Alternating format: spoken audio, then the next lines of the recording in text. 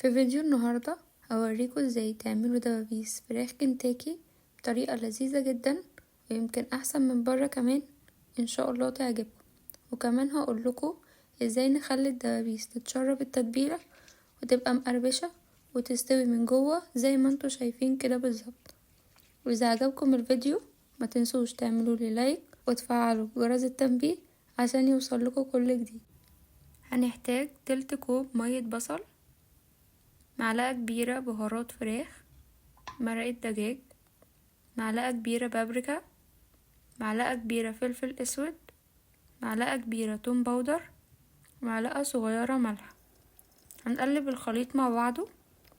هنجيب دبابيس فراخ صغيرة ونغسلها كويس وننقع الدبابيس في محلول الملح عشان نتأكد انها بقت نضيفة، ونبدأ نعمل فتحات في الدبابيس،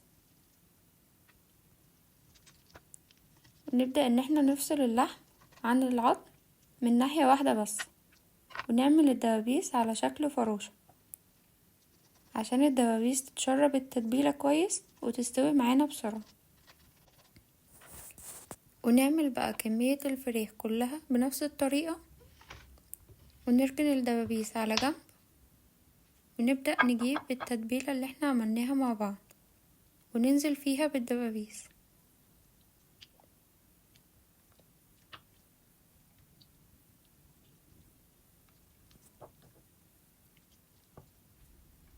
ونبدأ نمسك الدبوس ونخلي التتبيلة كلها توصل لكل حتة.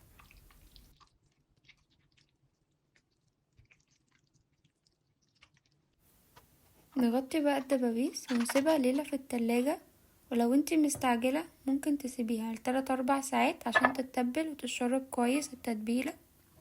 وعشان نعمل طبقة القرمشة هنجيب كوباية دقيق، ونص كوب فيجيتار،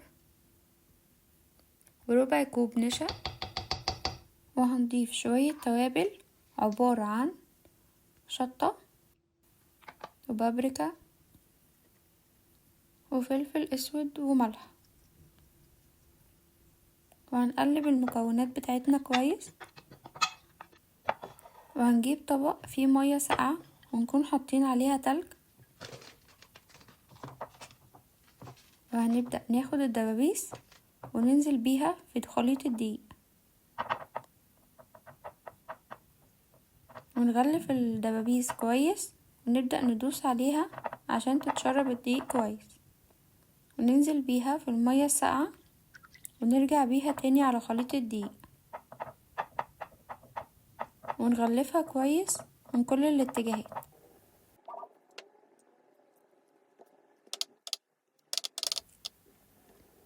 ننفض بقى الدبابيس من اي دقيق زيادة ونروح ننزل بيها في الزيت، ولازم الزيت يكون ساخن.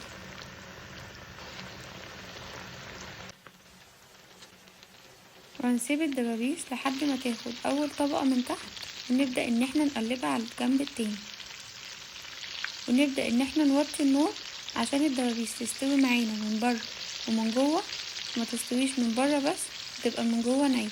هنوطي النار ونسيبها لحد ما تاخد اللون الذهبي الحلو ده وتستوي معانا كويس. وبعد كده نطلع الدبابيس على شبكة، منطلعوش على مناديل عشان تبقى محتفظة بالقرمشة بتاعتها وما تبقاش طرية معانا. وبكده تكونوا عملتوا دبابيس فراخ مقرمشة ولونها ذهبي وجميل، وكمان شاربة التتبيلة كويس. ممكن تقدموها بقى في بوكس وتاكلوها من غير اي حاجة، وممكن تعملوا جنبيها سلطة كول سلو. واذا عجبكم الفيديو ما تنسوش تعملوا لي لايك وتفعلوا جرس التنبيه عشان يوصلكوا كل جديد.